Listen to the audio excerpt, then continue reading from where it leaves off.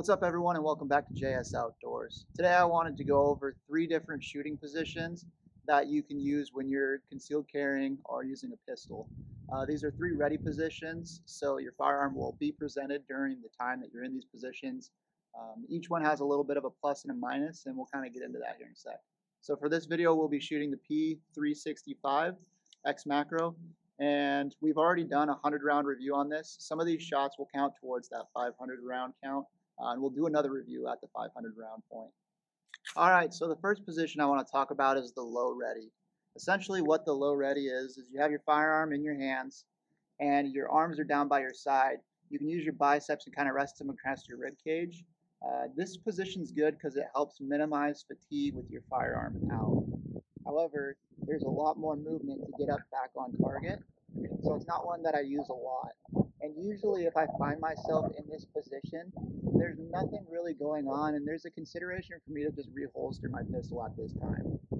This position could be beneficial for if you've already engaged a target or they're cooperating with verbal commands, and someone else may have cover on them, so you can become a little more comfortable and get out of low ready as you're thinking about your next steps. So mechanically from this position, you're just simply going to raise up to your dominant eye, and then you'll be able to re-engage at that point.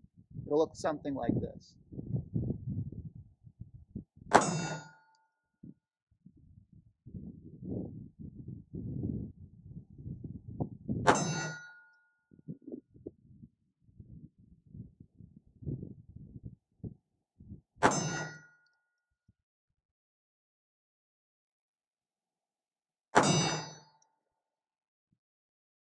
So the second position we're going to talk about is called the compressed ready. So the compressed ready is basically taking from your firing stance and just moving the firearm into your chest.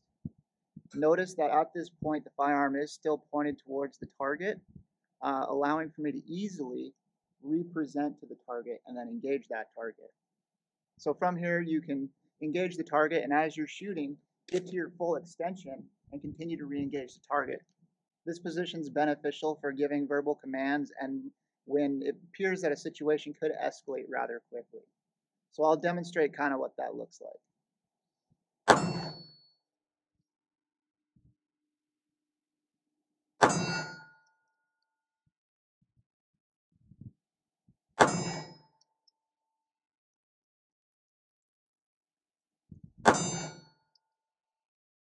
All right, the third and final position that I want to talk about today is called the sul, which is Portuguese for south. So essentially it's a combination of the compressed ready. However, you're going to turn and point that firearm south or down. This is a good position, and it's one that I frequently used when I was working in law enforcement.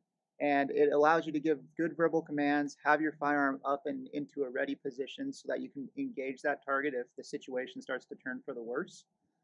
It's another good thing for if you're stacked up on a door with another guy, you're looking to enter the door so that you're not pointing your muzzle at anybody. So I kind of want to break this down a little bit. From a normal firing position, all you do is you still maintain contact as you would with your firing hand where your trigger finger lies. Your support hand will transition and you'll make almost like a triangle pointing down. Notice that this firearm is bladed off of my body. It's not flagging my feet or my legs, and I'm being conscious not to flag anyone else who may be around in this situation as well. So again, from a normal firing position, you're just going to come to a compress, but you're also going to turn it down, sul or south. So when presenting on the target, it's going to be exactly the opposite. So you're going to re-establish that good firing support hand, and you're going to present to your target and engage at that point. All right, so with all those steps, it's going to look something like this.